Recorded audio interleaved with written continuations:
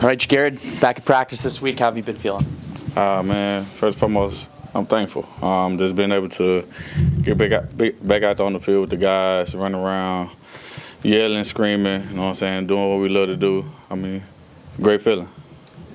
You're dressing in this game. Is there some extra excitement there? You know, you're playing at Tim Hortons Field. You're going to be dressing in the game instead of being on the sidelines. You'll actually get to be dressed and suited up anyways? Oh, absolutely. I mean, it's always a pride thing when you get to put on the black and gold. Like, right now we got one of the former guys we stood on the shoulders of C.J. Gables in the, we honoring him in the game, and that's what he did for this program. Like, it makes a lot when you get to put that color on again, to get the opportunity to represent such a great team, such a great fan base. So it's only right that I go out there and give my all. Thank you. How would you describe the season this year for you? A roller coaster. But for me, in all roller coasters I've been on, the ending is always the best part. Yeah, getting back to the line. Absolutely. So I'm sure we've had our ups and downs, our twists and turns, but I know what the end result is going to be. And it's the same thing correlating for the football season. So sure, it started off rocky, but the end goal is the same, and that's get to the Grey Cup. And the memory becomes a very short thing with players. You forget about all the other stuff, and you just concentrate on the here and now.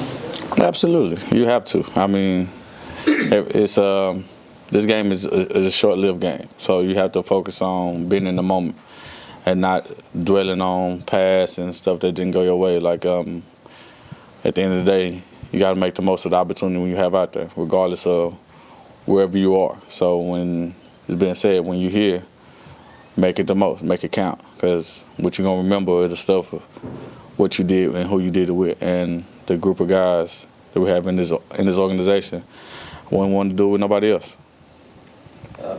Both O and Jameer were conceding that a guy like Zach will go always probes where he sees players coming in that haven't played much, which is a strong side of your secondary. For you, does that increase the necessity to get at him, force him into things quicker? Honestly, like, Zach is one of them ones.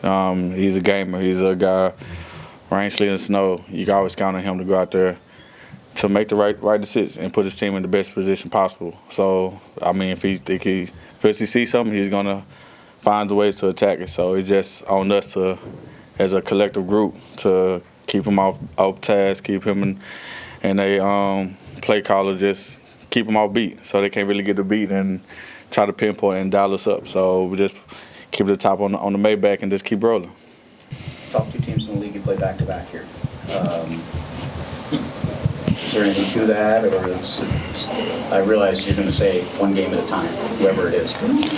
Honestly, for me, this opportunity that's coming up on tomorrow is the most important game. For me, it's playoff mindset. It's Grey Cup mindset for me. And that's the mindset that I'm preaching to the guys. It's win and go home type of situation. Like, if you win, you're going to the next. If you lose, that's the situation. But you have to lock in, don't focus on who comes up next, who we played last week, how we played last week, no matter how we played this week. We have to put a better performance on the field than we did the week before. And then for the following week, we're supposed to do the exact same thing. So everything is all about critiquing and getting better. And right now we need the best version of ourselves to come out and win on Saturday.